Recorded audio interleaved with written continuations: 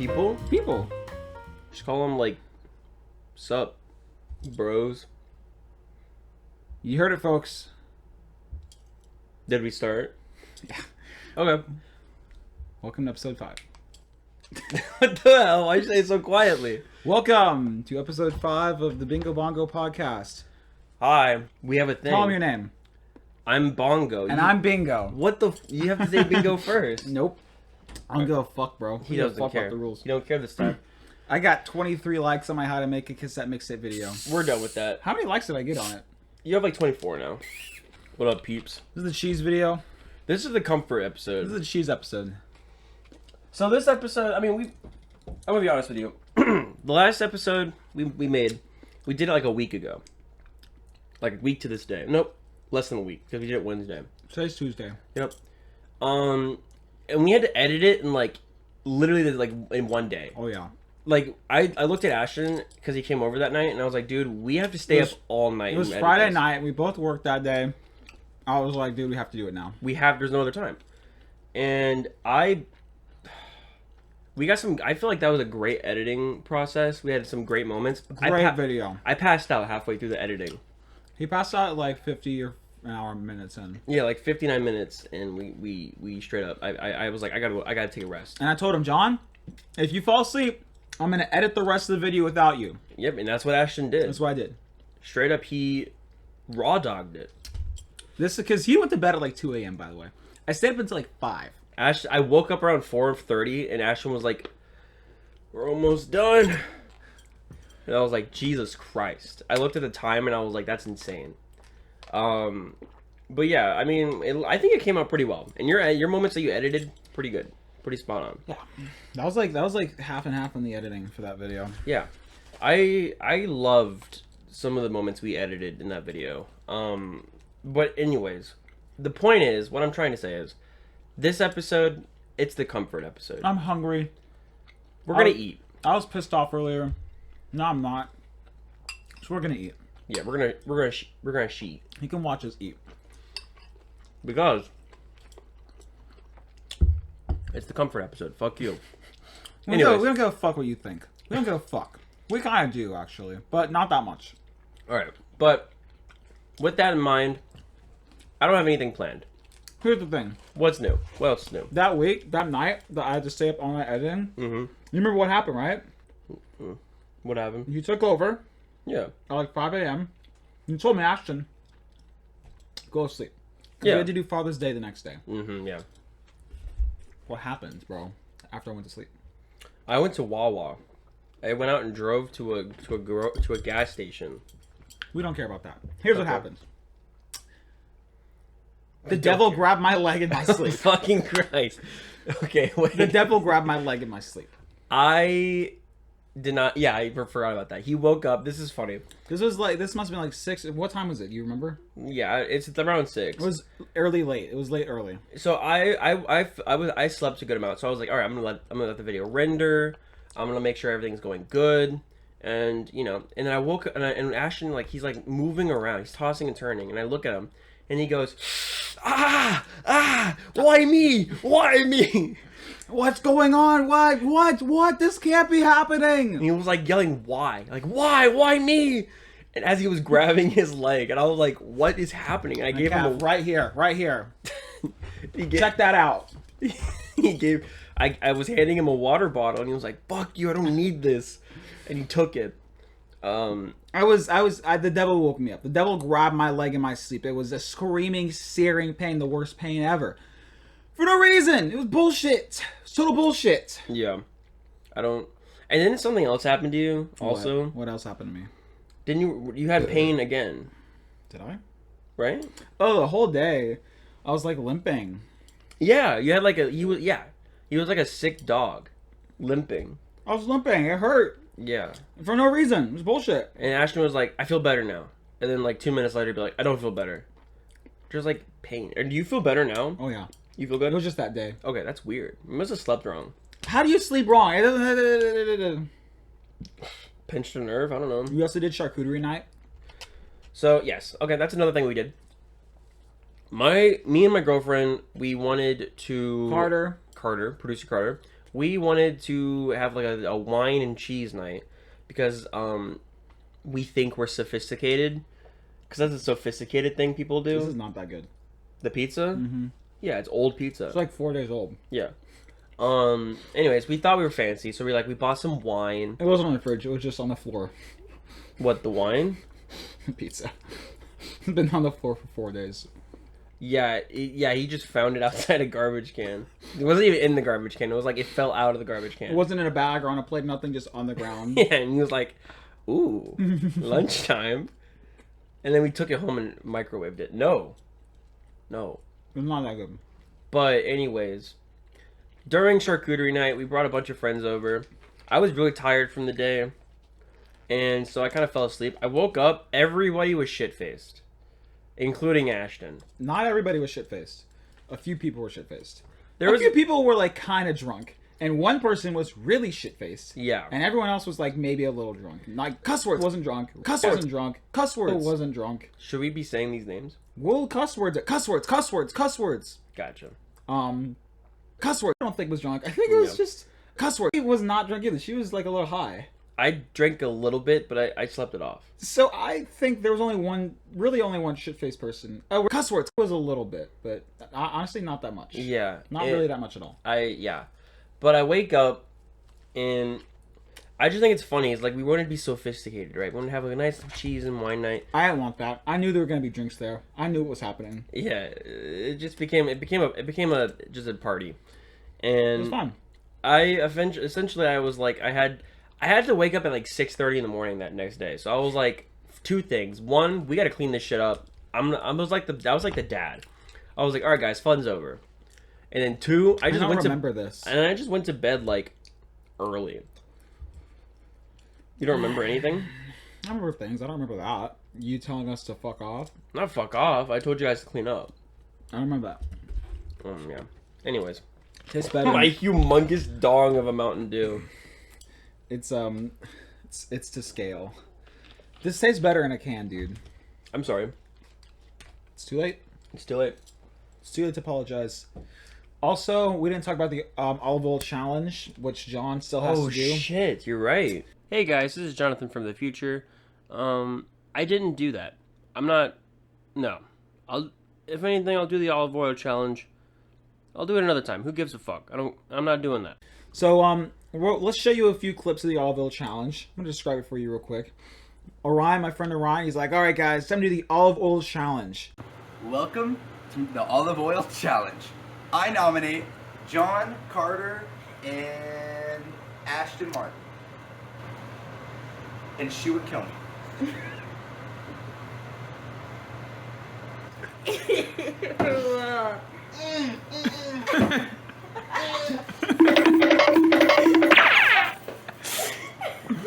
Oh, no!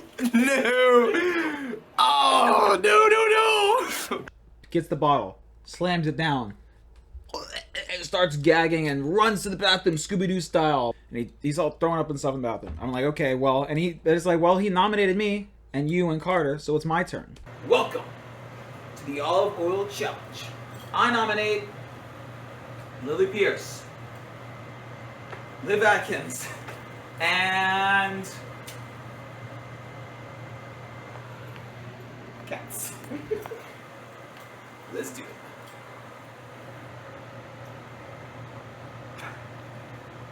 Yeah, pretty good. What? We're done here. We're done. What do you mean? We're done here. It was terrible. Pretty good. It's not. No. Am I gonna cut it and you're gonna be like, this is terrible? Nope. All right. Pretty good. I'm stopping it. I'll do it again. Do it again. I'll do it again. Do it again. Pretty good. Do it again to make it get it down the gullet. Get it down the gullet. This is good. All right. So I go over to the olive oil bottle, take a gulp, and I go, what? Am I gonna have to do the olive oil challenge tonight? Yes. Fuck.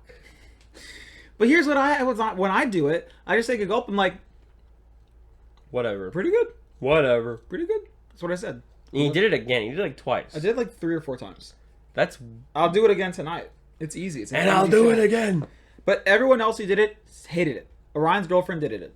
Liv, she did it. Hated it. Lily did it with avocado oil. Hated it. John, probably gonna hate it. I'll do it again. I'll love it every time. Interesting. Every time. Maybe everyone's just faking it. No. I can throw down some oil. Just straight oil? Yeah, straight oil. I could probably do that. Makes you shit better. Really? That's what Probably because it fucks your insides up. You know? It just turns everything into an oily mess. Yeah, and it probably goes, oh, time to slip everything out. Because it's like fucking lubricant. It's gross. It's You gotta lubricant stop for- looking at that. You look at that every episode. You gotta stop looking over there. Look at what? Stop looking over there. Okay. I'll just look forward. I'll look straight. 1,000-yard stare. Ryan and I also dipped our balls in soy sauce. I don't like how we're doing the food thing. It's not, I don't like this. That we're eating food. I don't like it. I don't like this comfort thing anymore. It's not, because you're just like, you're chilling. You're like, I don't like it. I don't like it. Well, we'll cut it out. Yeah. Well, we're not gonna cut it out. Finish your plate, and we're gonna get rid of it. I'm gonna eat the whole episode. I don't want you to, I'm going to. because I don't like how you're like. So, anyways, this thing where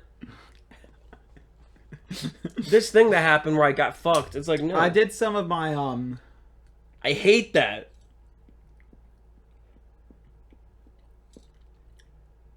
my taxes the other day.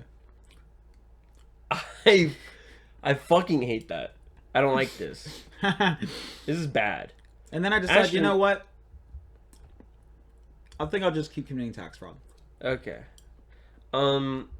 Stop looking at it. Stop looking at I'm it. thinking. Think with your eyes over here or over here. Over Over here or over there. You mind if I take my balls out? It's the comfort No. episode. I know it's no. What is the comfort? It's kind of hot in here. It's kind of hot. You want to turn the fan on? Yeah, I think I want the fan on. Alright. Can you turn it to low setting though? Yeah. What? All right. Whatever.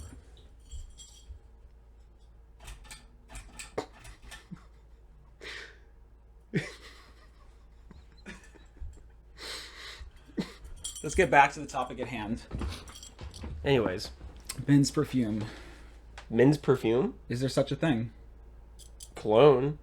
Let's talk about cologne. Do you know there's a whole fucking trend on TikTok about men's cologne and like No. the different types of cologne and I how don't know shitty anything they are? about any of that. They talk about the spray type, the spray. What is the spray called? Body. No. Like the how like where you spray it and how much comes out of it. Okay. There's like a name for it. Cologne. No, like for the cologne, the volume amount of spray that is in the thing. I don't know what it's called. I don't really know what you're talking about, to be honest. I don't either. It's kind of insane. It's kind of a lot, and I thought that was really funny. And they make fun of Sauvage, What is? I don't know. What that is. Dior Sauvage. I don't know anything about any of this.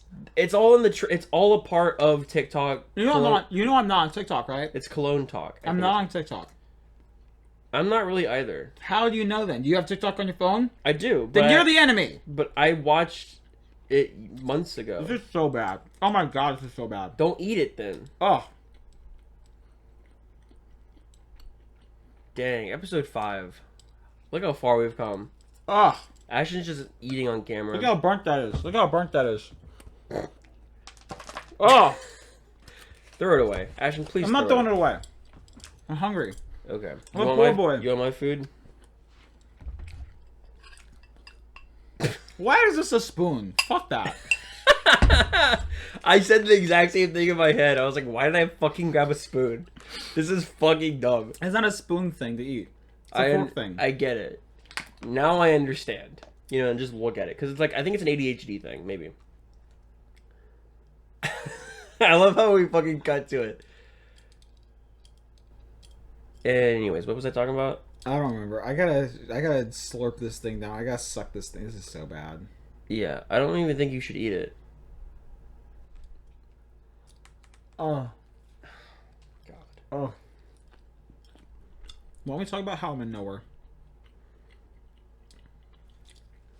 How do we start? What do you want to start? How do you want to start this? I'm in nowhere. Ashton's a knower. So, I remember there was this one thing. He always just... Ashton just fucking knows things. And it kind of... For a lot of it, I'm going to be like honest. 85% of the time, when Ashton says that, he's right. And it pisses me off.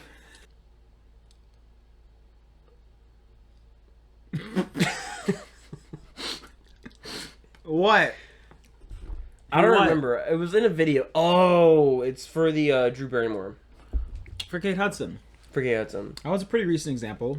But we gotta talk about that during the actual part. He was telling me about the movie that we're talking about today, and he was like, "Yeah, Kate something is in it." I was like, "Oh, Hudson, Kate Hudson." He was like, "No, it's something. No, it's something else." And he was like, "Oh, Michelle Pfeiffer." And he was like, "No, it's Drew Barrymore," is what he said. I was like, "Okay, whatever." I looked it up. It was Kate Hudson, and I don't even know who Kate Hudson is. Yeah. I've never seen the movie before. I just knew. Yeah. I was hanging out on the boat with my cousin, and he played the song. And he was like, "Ashton, what year do you think this is from?" And the song sounded old-timey. It sounded like it was Rolling Stones inspired. But I was like, it just felt like 2015. I said 2015. He was like, "How did you know?" It was 2016, but still, super close. Yeah. Later that night on the boat, it looks my cousin. I didn't have my phone with me. My phone was gone because we were on a boat. And I said, "Is it 10:13 right now?" And he was like, "Yeah, why?" And I was like, "Is it actually 10:13? Like, what time is it?" He said, "It's 10:13. He showed me his phone. It was 10:13. I just pulled it. I pulled it. You can call him. Here's his number. Fact check it. Here's his number. 830-439-6842. Call him. He'll tell you. He'll be like, "What the fuck?" That would be "What the really fuck?" funny. Just a bunch of people calling him. Do you have any more examples of me knowing? It happens quite frequently. There's that one time Mariana and I were like, "Okay, we're going to say a word together at the count of 3. 3, 2, 1, cheese!" And we both said cheese at the same time. That's another example.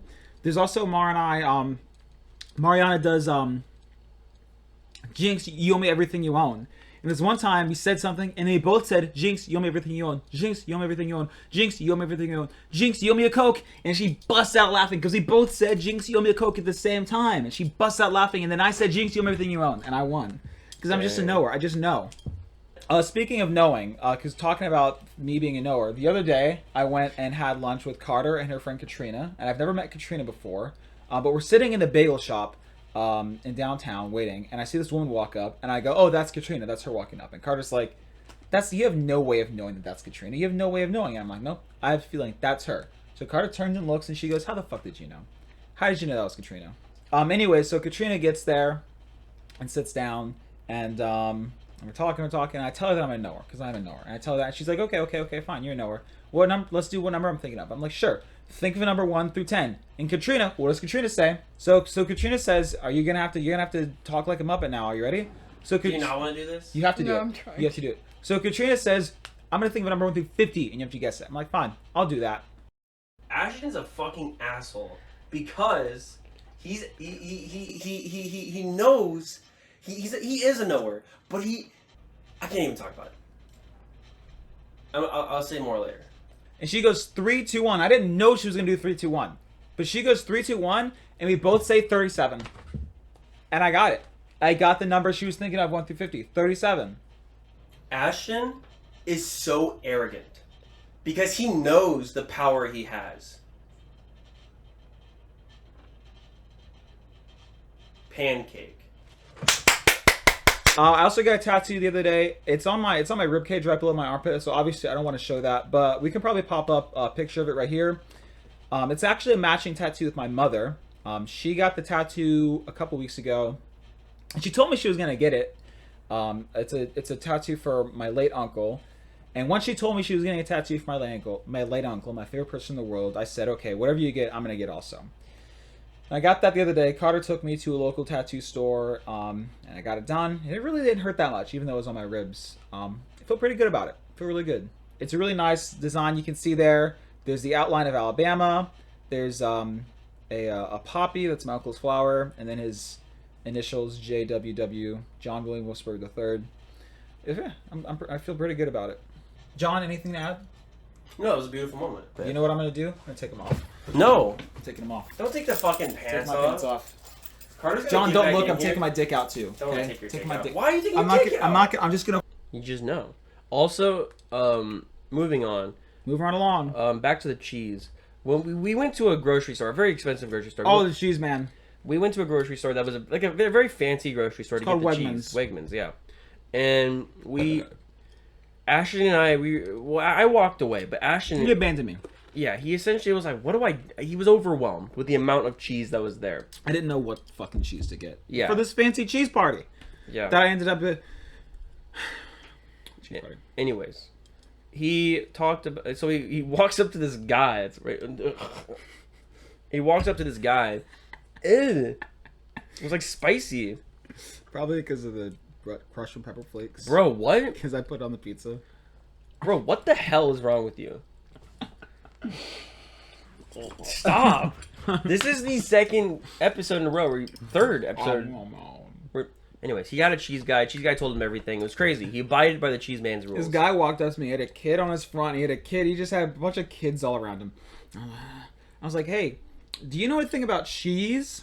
And you want to know what the man said? I'll tell you what he said. He said...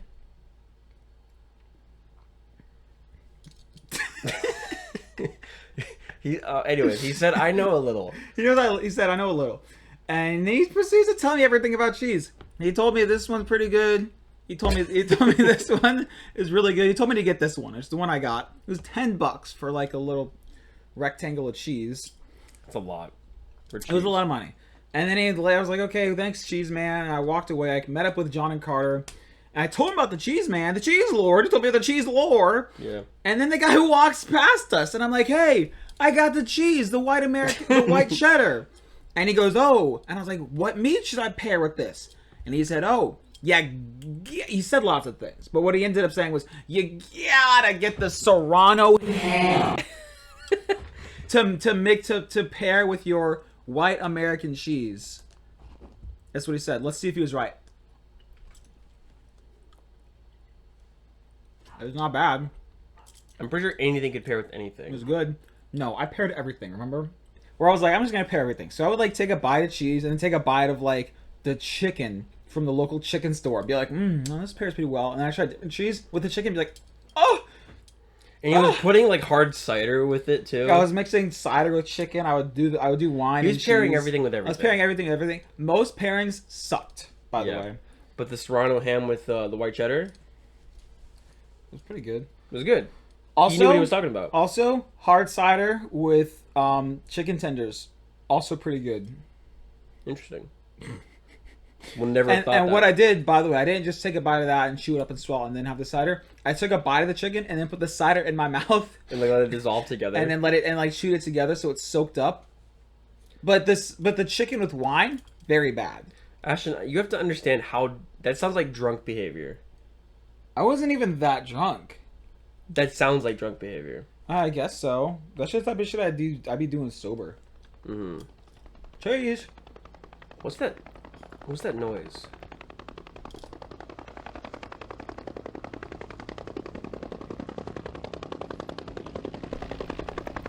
We should just stare at this for a long time. Does it see us? Who knows?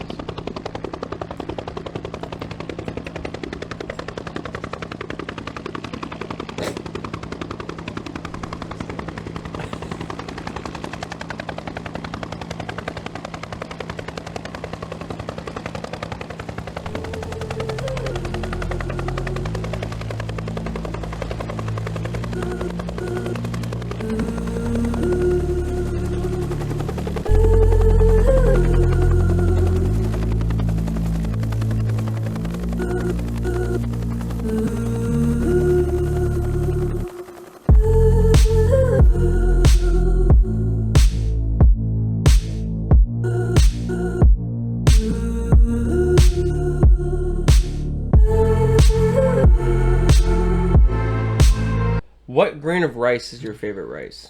White. Long grain white rice. Interesting. I like it to be like a little sticky dough. Interesting. I like this. I like some cilantro, white rice. Oh yeah, I mean you said grain, dude. You didn't say what like flavor. Oh. You know, don't you fucking smack me. Don't you smack me. I wasn't ready the first time. And I'm not ready now. Oh, you son of a goddamn. We have to do something to really change this podcast around. What do we do to change the podcast around? We have to do something. I'm a knower, not a thrower. We need to do... I don't give a fuck, man. We need to explain to the audience what a fallopian tube is. This is just... I didn't laugh at that. You're not supposed to. I don't laugh. I know what a fallopian tube is. You What? gotta You know what? explain it. Why don't you explain to me what a fallopian tube is? It's a tube. You fuck ass. Explain what it is. It's a tube named the fallopian. You don't know tube. anything about a fallopian tube. What does it do? It's hooked up to the ovaries Uh-huh. and it hooks to the uterus. All right. And it lets eggs travel from the ovaries to the uterus. I think. Yeah, pretty much. I think. I've never seen one. I haven't gotten that up close and personal with a woman yet. When you're inspecting the inside. Ayo, God baby. damn it. Hey, baby, let me see your fallopian tubes. I feel like fallopian is the race. And the tubes they travel down is the fallopian tubes. What are you doing? Don't pick my nose. What the hell is going on here? This is the incubus part, I'm going right? to talk about Incubus now. Okay. I met Brandon Boyd. Nah, I didn't. How cool would that be, though? That's so weird. Why does he looks like Andre Tarkovsky. He's just like their mascot. I don't know who he is. He's on the cover of Science. He's in the artwork for Fungus Among Us and this one and Make Yourself. And I don't know if he's on the artwork for Curl Up to the Murder or not, but he might be. Let's look it up. I don't have my phone on me. Yeah, my phone is strapped to the ceiling fan, so I'm not looking it up either. Charles Moyland. Oh, is Brandon Boyd's dad? What? That's a wrap. Episode 5. So, we got to talk about one of Ashton's top 10 albums. This is our first top 10 album. Yes, sir. Morning View. Morning View. And I obviously have my copy. He has his copy. That's Lily's copy. We're borrowing it for the purpose of the video. Shit, bro. Can I open it? Dang, this is dope looking. Isn't it dope? That's kind of broken up, though. Yeah, it was all fucked up. It was actually stuck to the CD, so it's a little fucked up.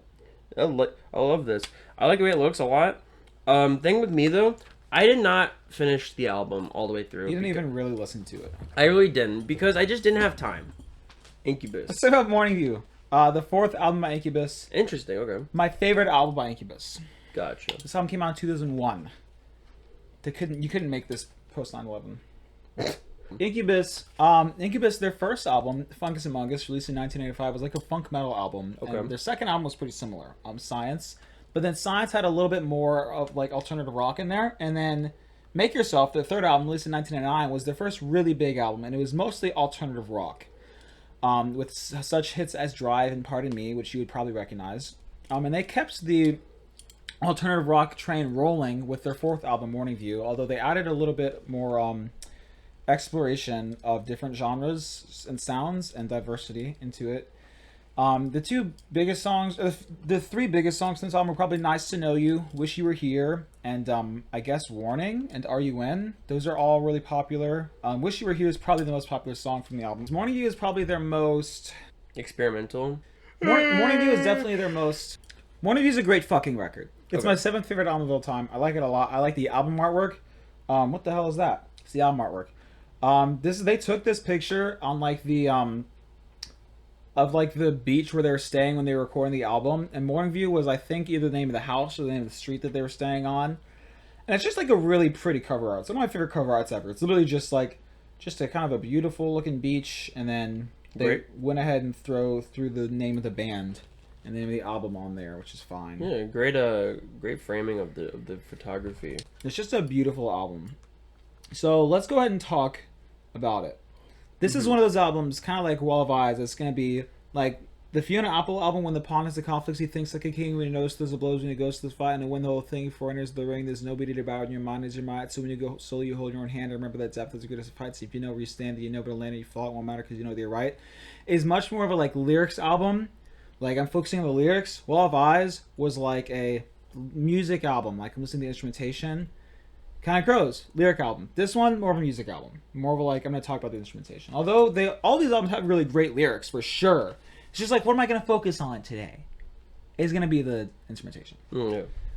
So let's talk about Nice to Know You. I don't know what the fuck the song is about. A lot of these songs, I don't know or I don't care.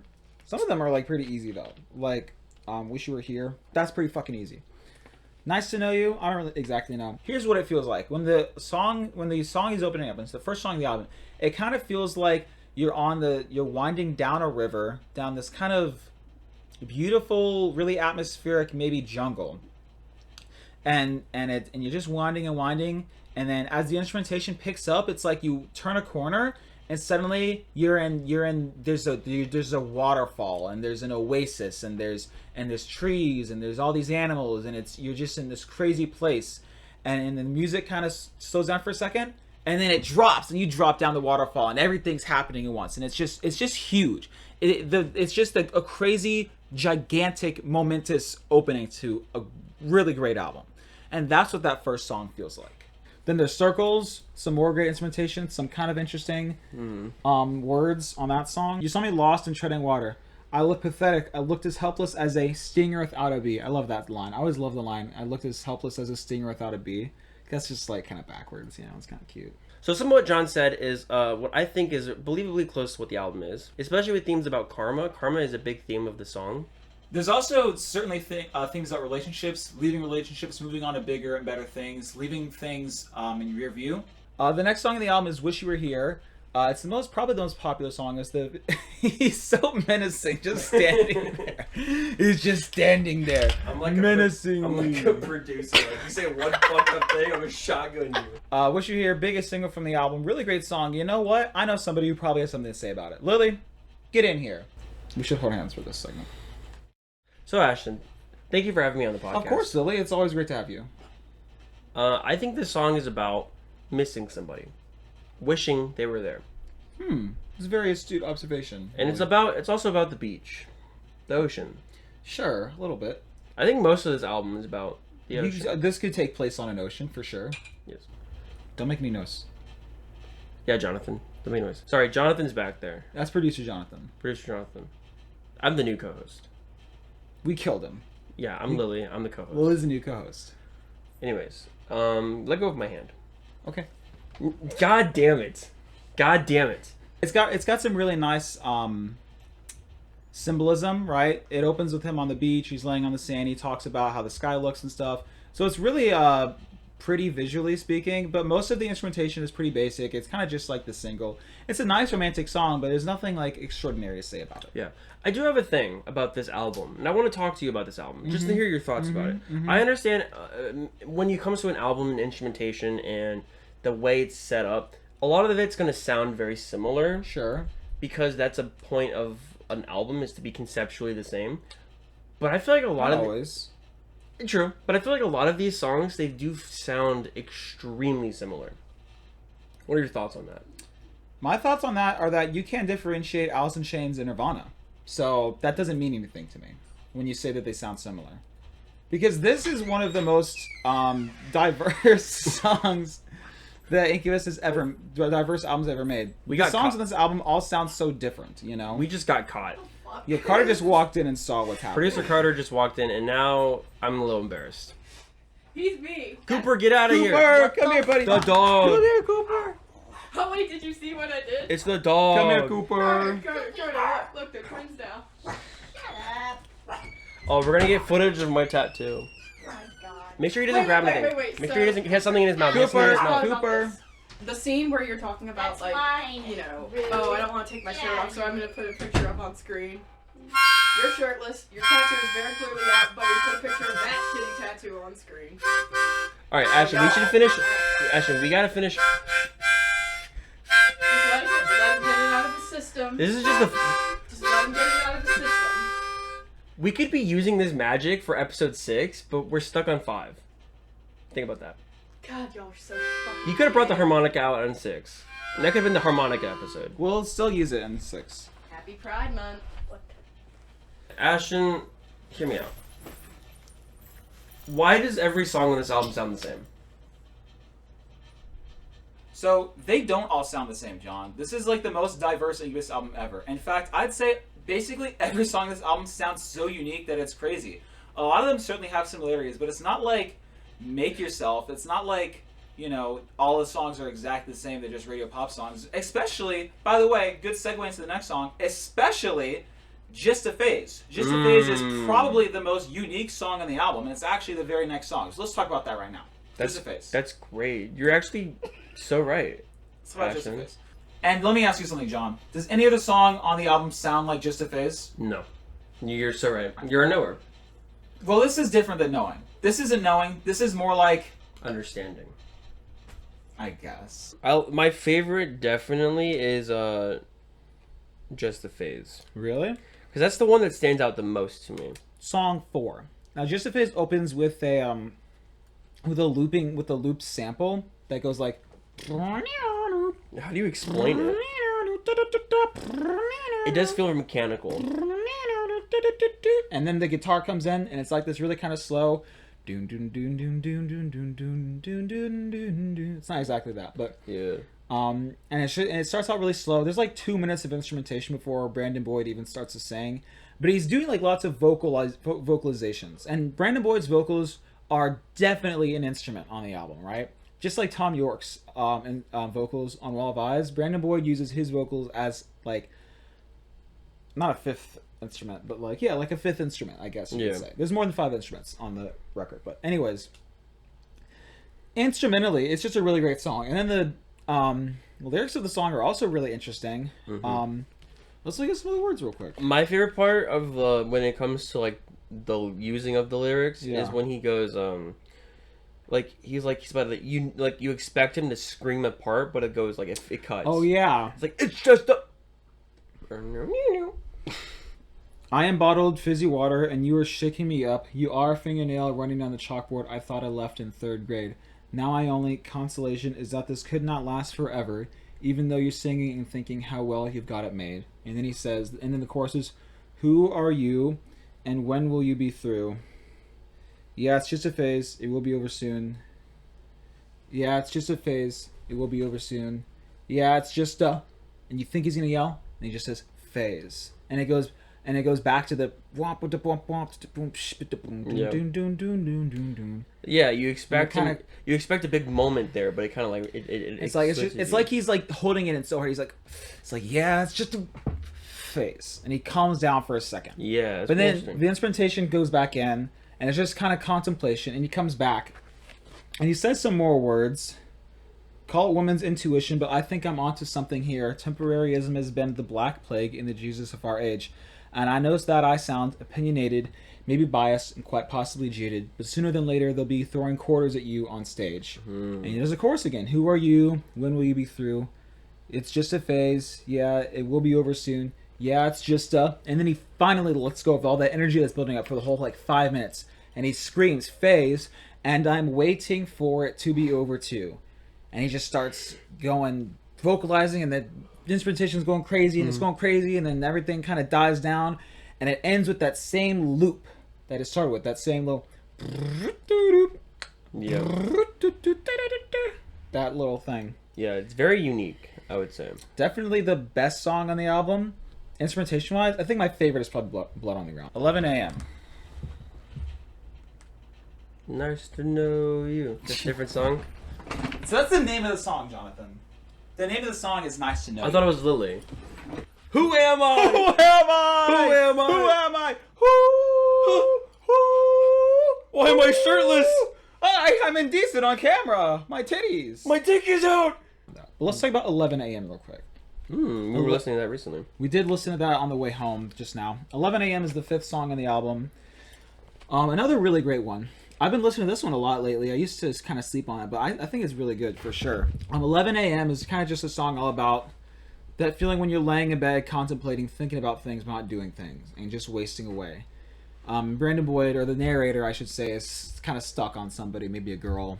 And I really love the chorus for this. The chorus goes, then again, oh, then again. Then again, you're always first when no one's on your side.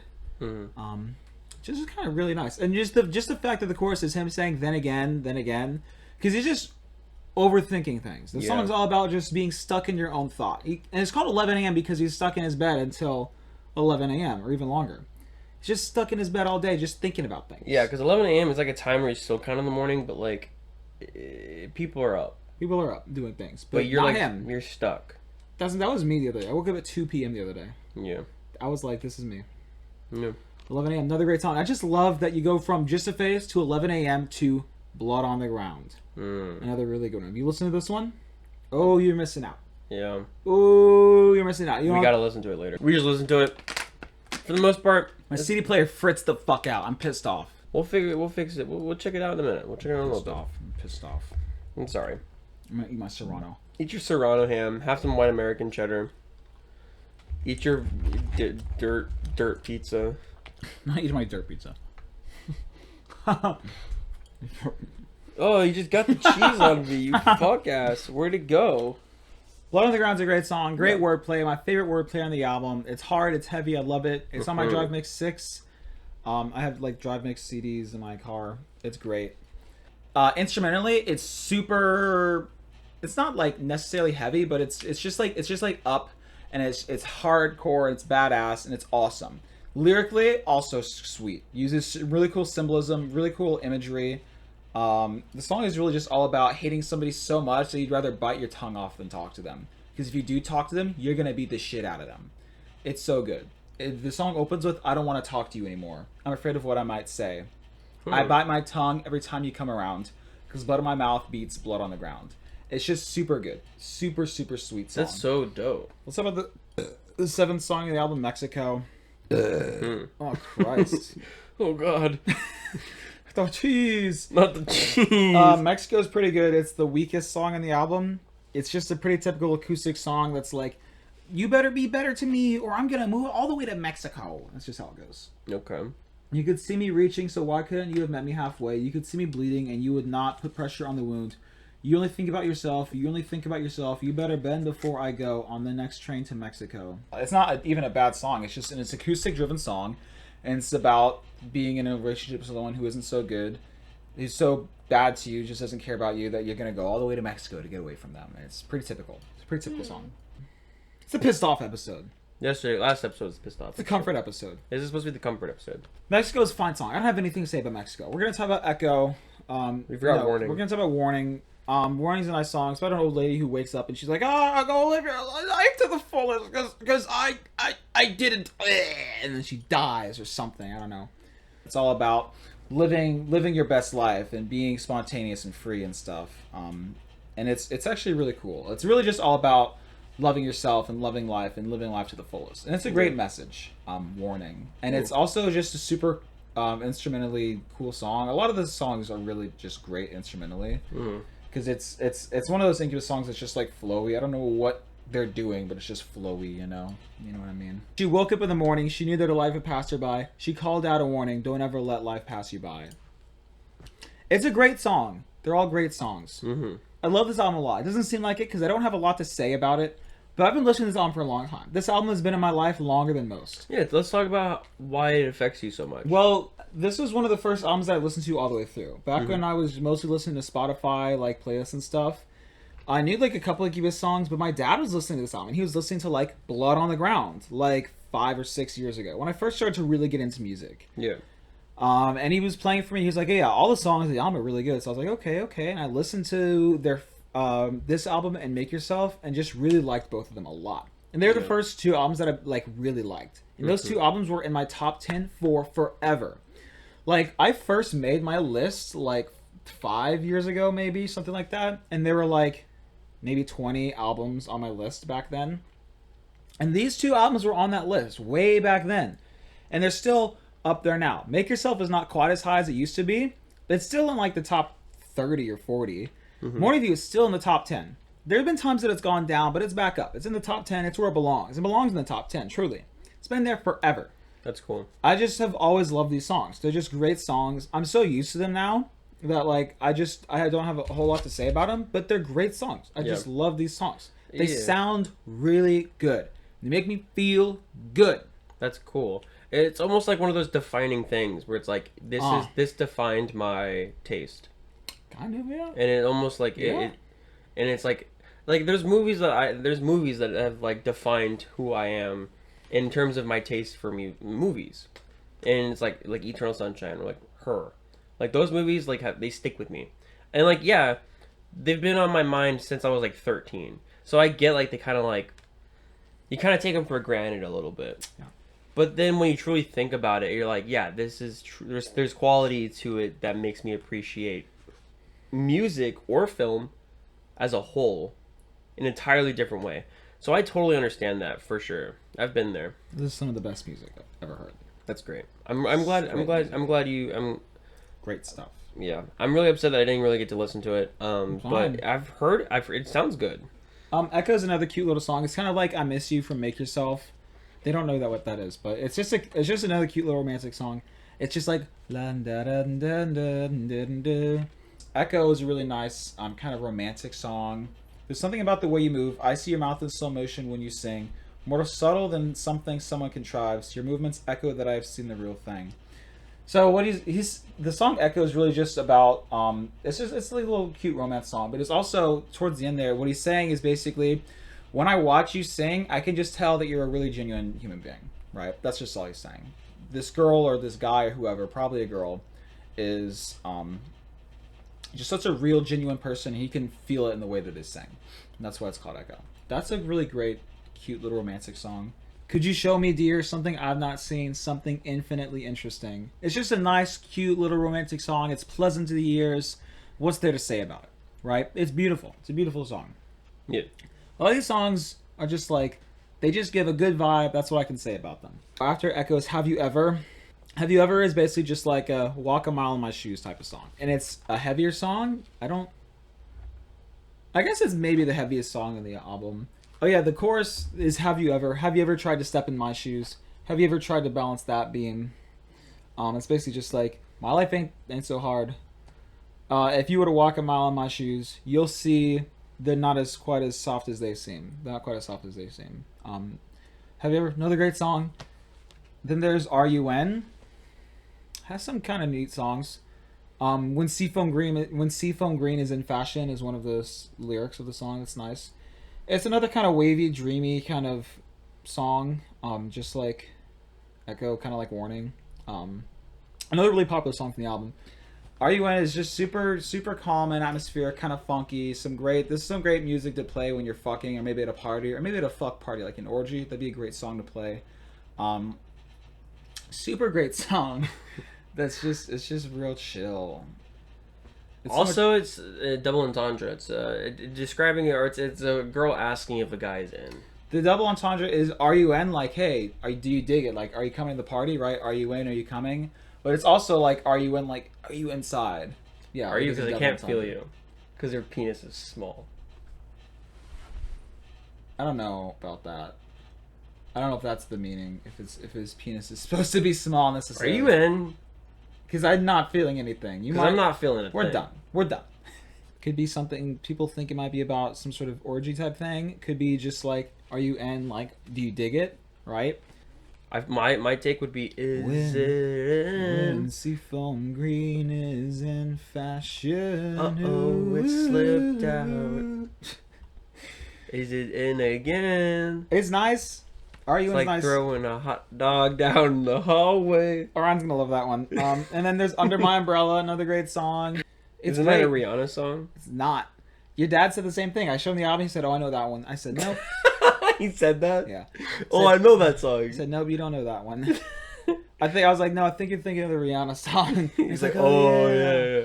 This one that's like kind of heavy, and it's like, "These eyes are not your eyes. These eyes are not the color that your arid eyes might be. No, I was not around when those eyes of yours decided so. I refuse to kneel before the sights you choose to see." And I think it's just like, fuck you! Yeah. I think it's a fuck you song. It's just a fuck you song. Under My Umbrella is a really cool one. That's just like the last real heavy song on the album before Oculus Transmission. That's really just all about the way you see things and how things aren't necessarily right just because you say they are. I mean, the line that comes to mind is if this is right, I'd rather be wrong. If this is sight, I'd rather be blind. And that's where the song ends. Because it's just so heavy and it's all about fuck you, fuck power, fuck authority, fuck the cops, fuck the police, fuck the people, fuck the album, fuck your mom, fuck your dad, fuck your dog, fuck your sister. You know, all of those things all in a row, in sequential order, alphabetical or chronological order. Doesn't really matter. That's what the song's about. Next song, Oculus Transmission. Yeah. And then the last song of the album is Oculus Transmission. Really nice, wavy, dreamlike song, and it's just like, I'm floating down a river, and it's all about trying to like get in tune with your thoughts so that you can reconvene with like your lover, I guess. So I think it's just about like finding yourself so you can be ready for a relationship. It's nice. It's like 8 minutes long, and it's just dreamy. It sounds like how floating down a river, looking up at the night sky would sound. And it ends with like a minute of just frogs orbiting at each other. Just like that one Deftones song. Interesting. John, tell me your thoughts on Aqua's Transmission, the last song on the album. It's very good. I like it a lot. It's very different. Very different. It's something that feels like it's slow. It's slow and methodical, is that what you're saying? Yes. It opens up, it's got a really nice instrumentation, like, in the opening, right? It's real mellow and gentle. It's kind of Japanese inspired, I guess, the instrumentation. I think they're playing a mandolin or something like that, maybe. I'm not really sure. And it really does feel like you're floating down a river, which is what the song's about, right? The song's about being estranged from your lover and growing on your own but missing them and being excited to see them at the other end of the river, right? It's a really beautiful, peaceful song. I'm floating down a river. I'm floating down a Chinese river. Should I not have said that? What if it's Japanese?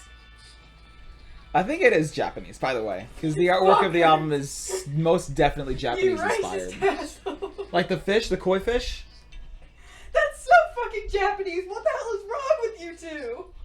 You too? Are you fucking kidding me? I didn't say shit diddly squat. Yeah, As soon as you exactly. said That's the the fucking Chinese issue. song. Because I knew John was thinking that. No, you didn't. Oh! Fuck you, bro. Because John always says, hey, I should play that Chinese song. What the fuck is wrong with you people? All in all, what would you say this album is about? Here's the interesting thing about this album. Yesterday, I listened to it backwards. Okay. Like from this first song to like the last song of the first song? Okay. And you want to know what it changed? Take a guess what it changed. Nothing. Changed nothing. Interesting. Not really. Like, Nice to Know You could work as a closer. Aqua's Transmission doesn't really work as an opener. But Yeah. other than that, it's just a great fucking album. Yeah. This isn't like some big, crazy concept album like some of the other things we've talked about. No, and This isn't some, like... But it's great music. They're all great songs. They all work on their own. They all work next to each other. You could shuffle the album and it would sound great. It's just a bunch of really good songs. What's Yeah. it about? It's about we decided we were going to make a bunch of really good songs. yeah, and that's fine. And I think that's apparent with the album cover being the place that they were shooting it at, and the same with the title being the place that they worked on the song Could be. at. It's just like this is a staple of what we were doing at this time. I think it's kind of just supposed to be like, this is supposed to be the most them album. There's Yeah. no pretenses to it. There's no like, oh, this is our biggest project yet, and we're gonna It's just like, this is Incubus, this is us on this album. We're just doing what we love. Yeah, I kind of like that. I really do. It's very it's a vibe. So what's the album about? It's about Incubus. I guess. Yeah. Maybe. Do they have a self-titled album? No. This could have been self-titled. I like Morning View. Morning View works though. Morning View. They works. could have been self-titled for sure. Any album can be self-titled. But, Yeah, I mean, like, they could have gotten away with it for this one, for sure. because it kind of makes sense with how you're saying it. Sure. I've never had those thoughts before. I just came up with that on the spot. Oh, okay. So, I don't know. I don't know. It's just a good fucking album. I mean, yeah, And that's- I'll listen to it. I'll listen to it. Kind of just about all I have to say about it. It's fucking beautiful. That's cool, man. Let me do real quick. Morning View 23. So last year, 2024, we'll get back. Last year in 2024, Incubus decided that they didn't know how to record any good songs anymore. So they just did Morning View again after 23 years. And it was kind of interesting. Brandon Boyd's vocals are not where they used to be, but the instrumentation in a lot of ways is the same or better, which is cool. Interesting. It's definitely not my preferred version of the album, but I do have the cassette. Here's what it looks like. So they just redid the whole Just album. remade the whole album 23 years later. That's kind of lame. Yeah. Yeah, would have preferred some new music. Yeah. Like, hey guys, what do we do? Just do our best one. Let's Again, just go back to the place we made it. That's probably what they did. Have a vacation and just bullshit. They might have. I don't know if they did. Who knows? Is Morning View 23 good? Yeah, it's good music. Is it as good as Morning View? No. Is it half as good as Morning View? I guess. I don't know. Who cares? It was good. Interesting. Am I gonna get the record? No. Am I Yeah. ever gonna listen to it instead of Morning View? No. Interesting. Is it gonna be on my list? Yeah. Is it gonna be very high on my list? Not really.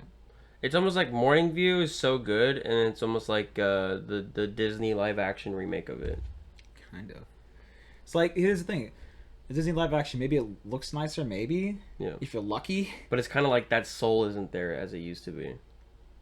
Pretty much. It's like I said, the instrumentations in some ways can be better, like improved. Like, for example, Nice to Know You is like a couple minutes longer, and they just do a lot more build up.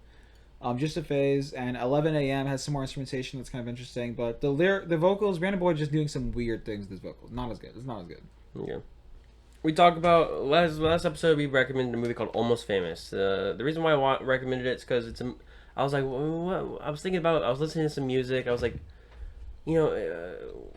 Ashton, he's a big music guy. This movie is a big music movie, and I was thinking of the main character in the movie, and I was like, dang, it really feels like Ashton to a point, a little bit. And I was like, and then I have not seen this movie in years, but I was like, that's a perfect recommendation.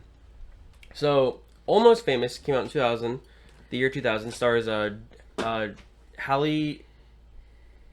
Kate Hudson, and some other people. Who fucking cares?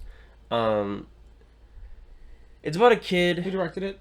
Cameron Crowe, and we'll get into Cameron Crowe in a minute. It's about a kid who has a strict family household. His mother's very strict. He's a very smart kid. He skipped like 3 grades in school. Yeah, and his sister, before she left, abandoned the house. She gave him all of her records, and that pretty much spiraled this inspiration of this kid wanting to be a music journalist. And he starts wanting to write reviews for Black Sabbath, and he finds this band Stillwater. It's a fictional band. This fictional band that's an amalgamation of real bands, but we'll get into that. And he kind of like smooth talks Stillwater, being like, "Oh, I love you guys. You guys are incendiary," stuff like that. And they're kind of like, "Oh," and they let him in. And then he finds a way to get a writing gig following Stillwater. And the whole film is pretty much about love of music criticism, and almost the age-old tale of art versus the fame, right? There's a lot of people out there who just want to make music, not because they love music, but because they can get rich off of it and be famous. A lot of this film, it shows these guys doing very kind of illegal things, it's pretty typical. Yeah. Doesn't make it okay, but it was really typical back then. Yeah, a lot of underage people, a lot of underage activity. I'm in a rock band in the 70s and I'm having sex with 16-year-olds. Yeah, that's pretty fucked up, but that was happening. And I didn't like that they showed it, but I like that it was real. That's what was going on. Yeah, they were just kind of so pieces they don't of fucking shit. sugarcoat it. Yeah, and there was this one guy. He was like, "Oh, look at these high schoolers. And these guys were like, you're sick." And he's like, "Oh," and stop the bus. And it was almost like it was kind of disgusting. I didn't quite catch that part the first time I watched it, but it's showing a lot of kind of fucked up things. You're kind of supposed to follow this band, and you're obviously supposed to see this band as just a bunch of buffoons, right? They're buffoons. They sound good, but they're buffoons. Okay. But this kid, as he's being a journalist, he kind of gets wrapped up in their drama, and he kind of becomes friends with these guys, or at least with Russell, one of the main people in the band. And through it all, you kind of just it just shows their life as they're on tour. And it's very interesting. What do you think about it? I didn't like that much. You didn't like it? No, I liked it. I think I'm going to give it a 6 out of 10.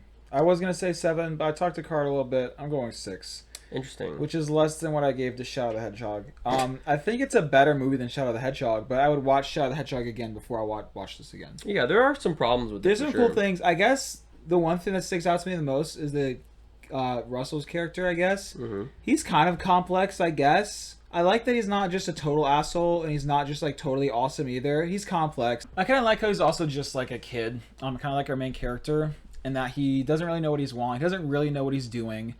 He doesn't know what's going on at all. That makes him a really good foil to the main character, William, in that regard, because neither of them really know what the hell they're doing. But Russell kind of just is better at faking it, which is cool.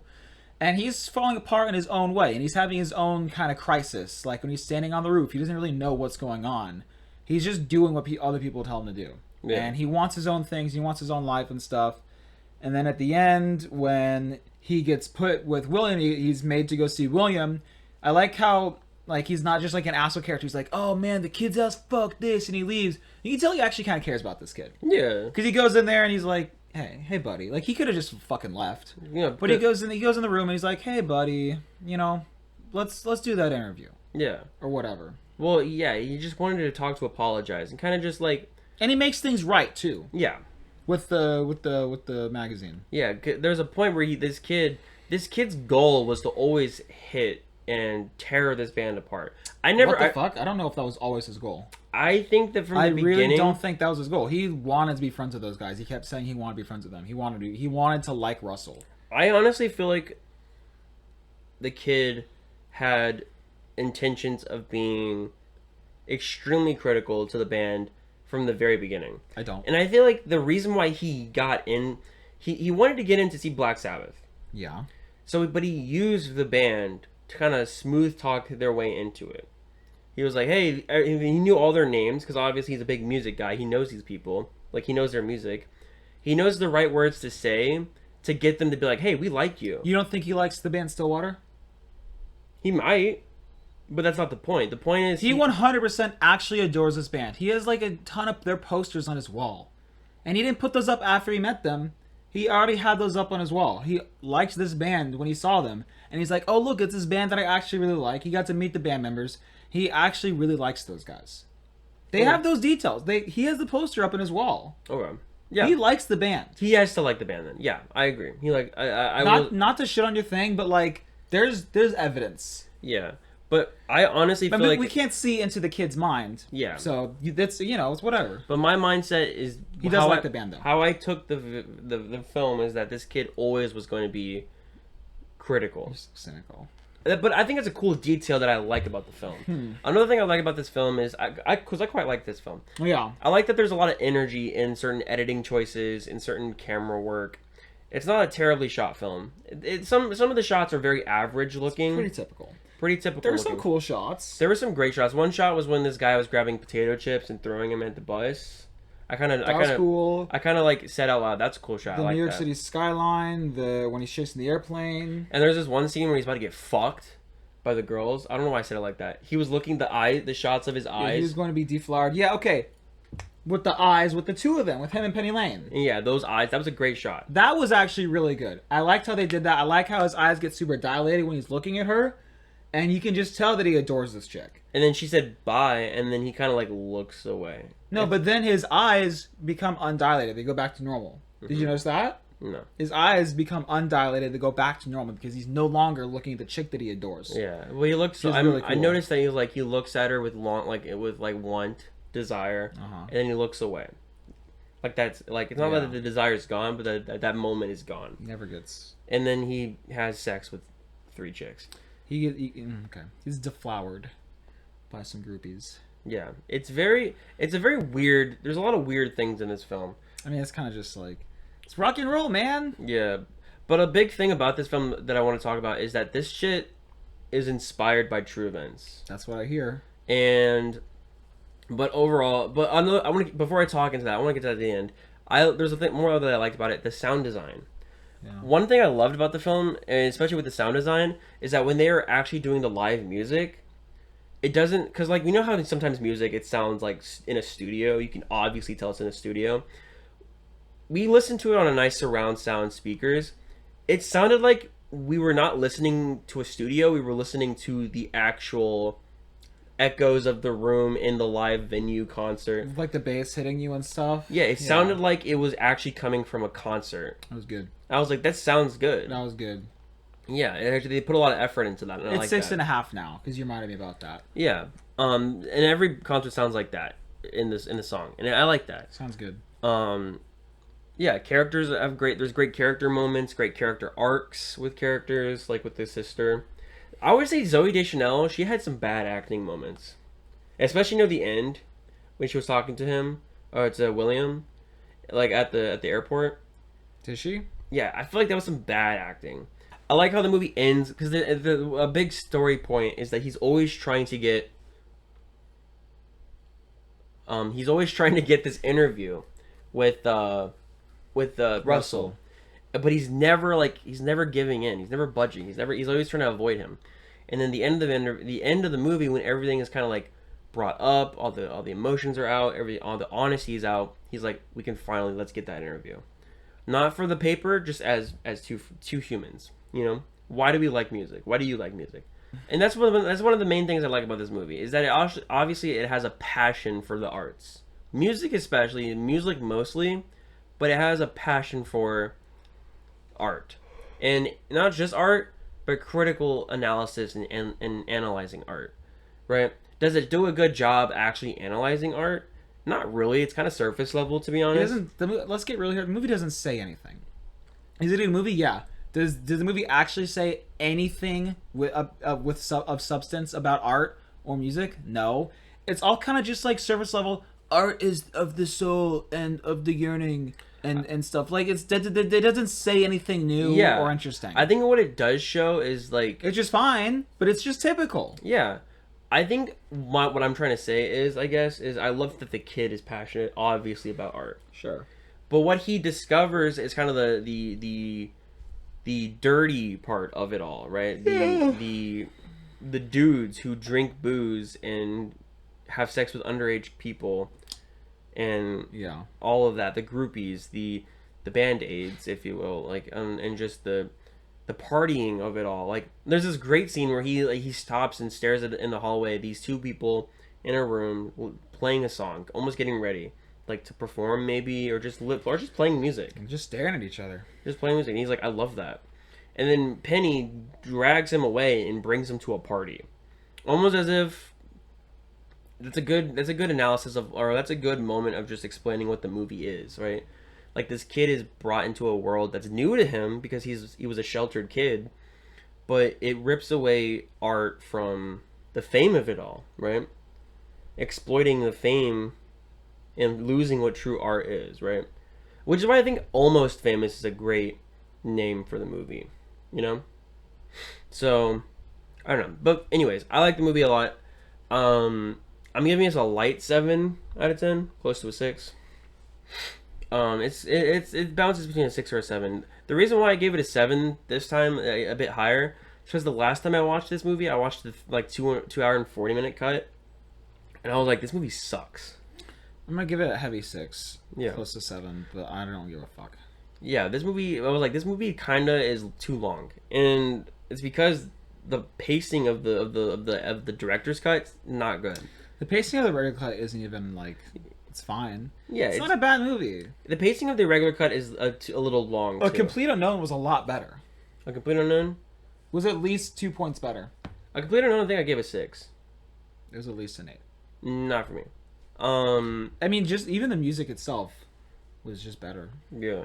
I even feel like the film, this kind of film, kind of meanders a little bit. I think A Complete Unknown meanders a little bit also. I feel like this is the type of movie that I could have loved, and maybe if I was a little younger, I would have loved.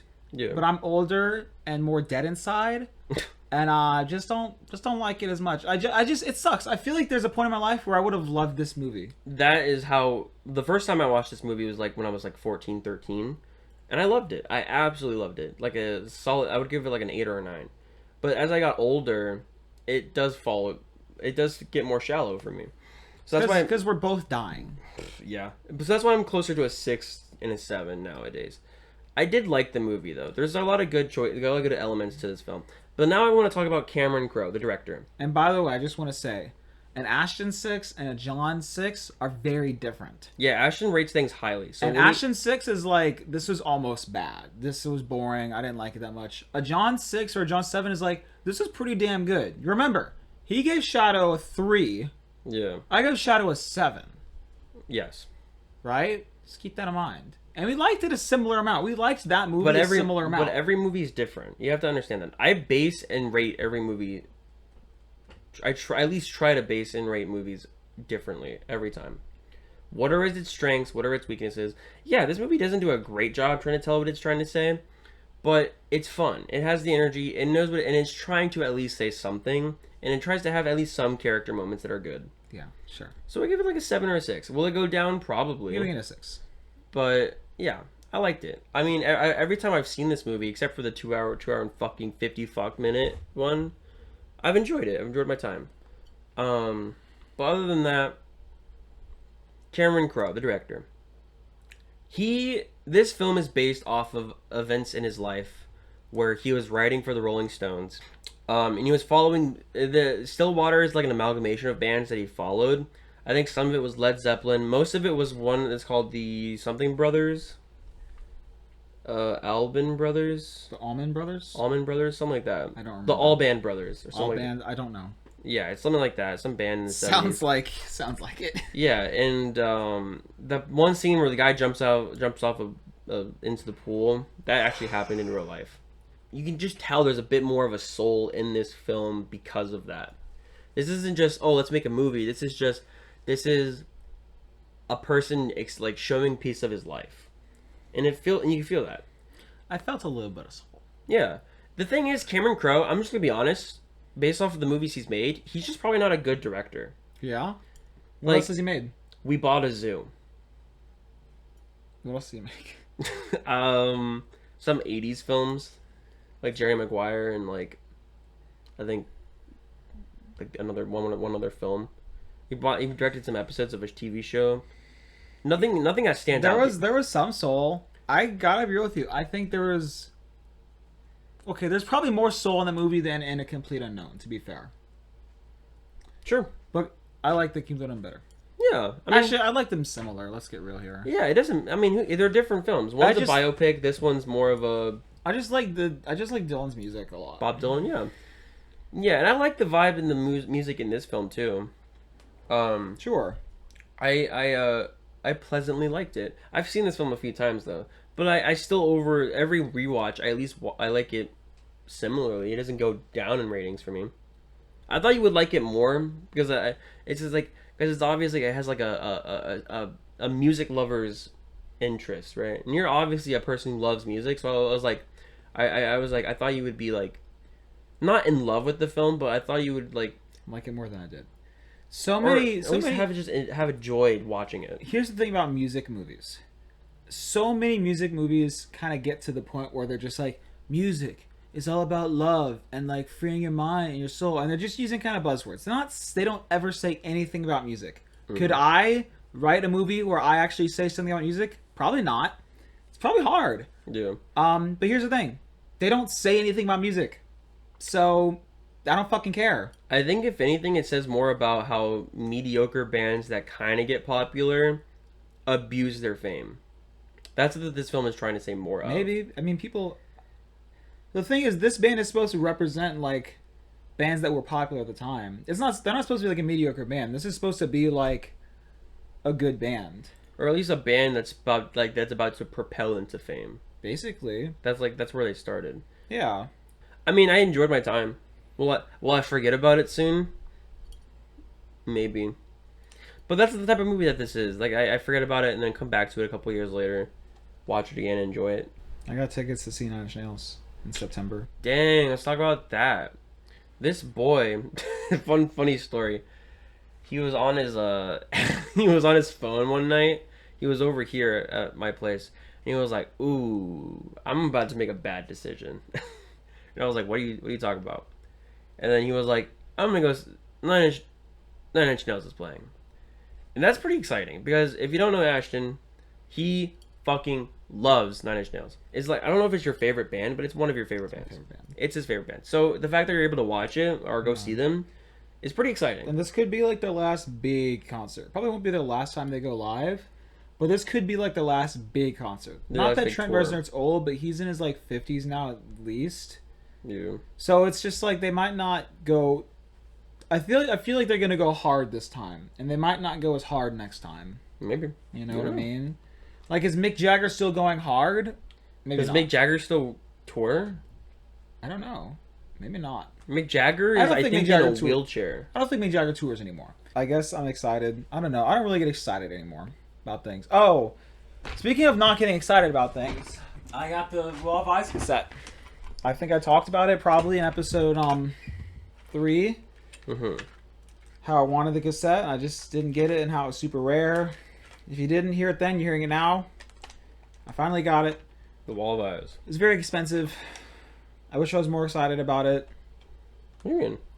I just don't get excited about things anymore. You know what I mean?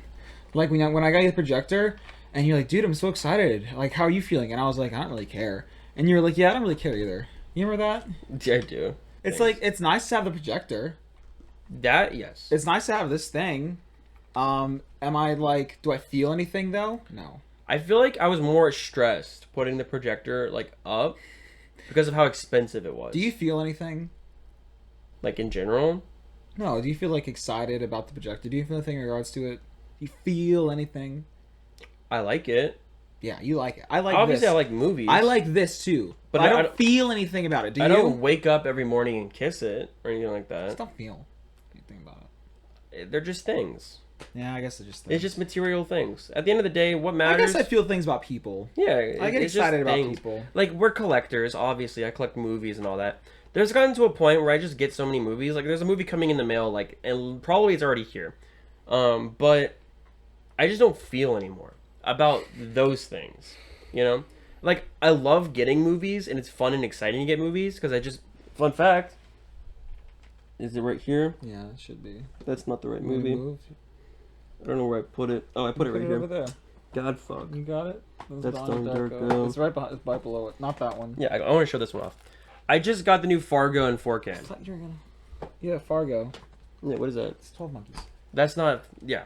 I got 12 Monkeys in 4K coming in the mail, too. But I just got Fargo in 4K. Very excited. Love this movie. It's a great one. I didn't feel anything. I looked at the price and realized it would be like $20-something, and I was like, oh, that's not bad. That was me with AM the other day. I was like, oh, this is, yeah, well, I want this, so I'll get it. Yeah, and then I got it. And then It's nice to have it. And I checked, and I was kind of proud. I didn't feel excited, but I was like, hey, I saved a little bit of cash. Because I could have gotten this for $40 goddamn dollars, but instead I got it for like 20. It's a great movie. So I was like, you know what, that's a good purchase. That's it. I feel excited like to see my girlfriend like after work. You know what I mean? I get happy about that. Sometimes I'm excited to see you. Yeah, like I feel towards people. I was excited to see you last night. Yeah. I really wanted to have dinner with you. Yeah. Oh yeah. When you called me, and I was like, yeah, hell yeah, we can hang out. We got to hang out for a good few hours too. Yeah, it was cool. Yeah, that was fucking dope. That was great. Yeah. This is great. I'm glad I have it. It was a lot of money. But I have all three now. All three formats. I have CD, cassette, and LP for the wall. Well, Smile of eyes. Smile of eyes. All right. Let's do recommendations. But 9 Inch Nails, I'm excited for you to go to see that. I'm excited that you're going to see that. I might not see.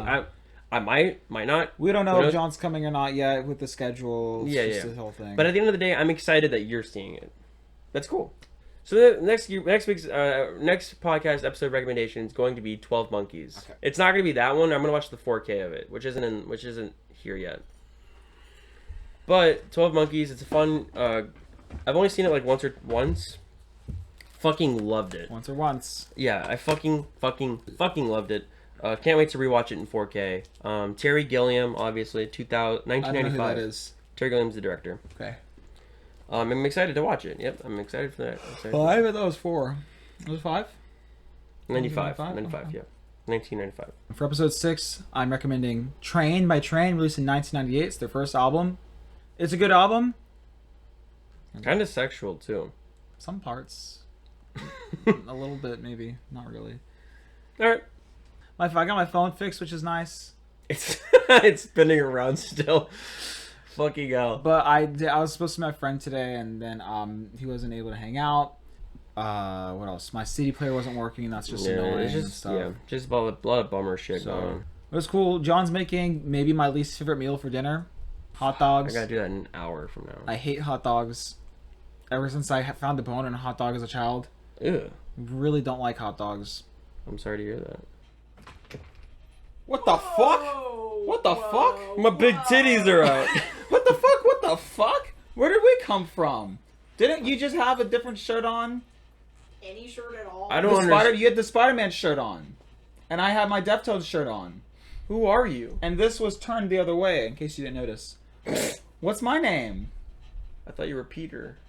I thought I was Bongo, My name is Bingo. and I'm Bongo, and that's the end of the episode. We'll see you in the next one.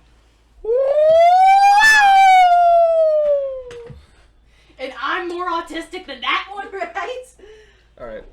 Y'all, all of y'all have me at the top of your list over that one? I didn't say that. Bullshit! I know you were thinking it along with the other ones. Stop. Stop!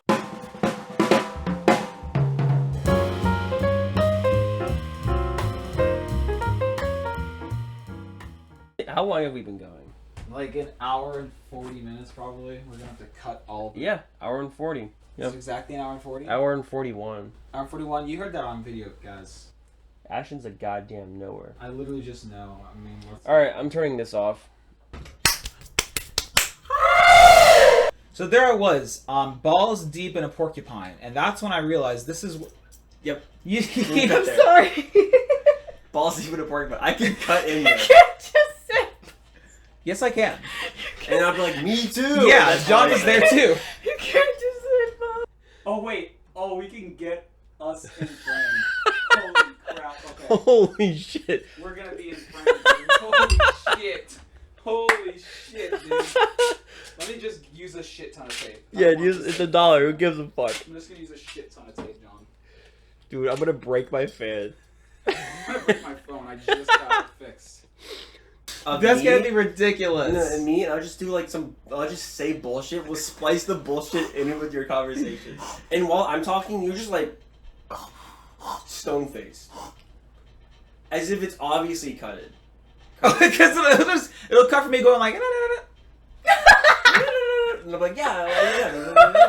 While I'm talking, you're just like, no movement. There's no reason not to do a shit ton of tape. We should have recording now. Oh yeah, you're It's right. going away. Fuck, come Oh, it's because of the weight. It's causing it to move more. on. It's fine. It's recording. Yeah, how are we gonna do 1, 2, 3? We'll just do it based on sound. You can keep that. Mana mana do do do do.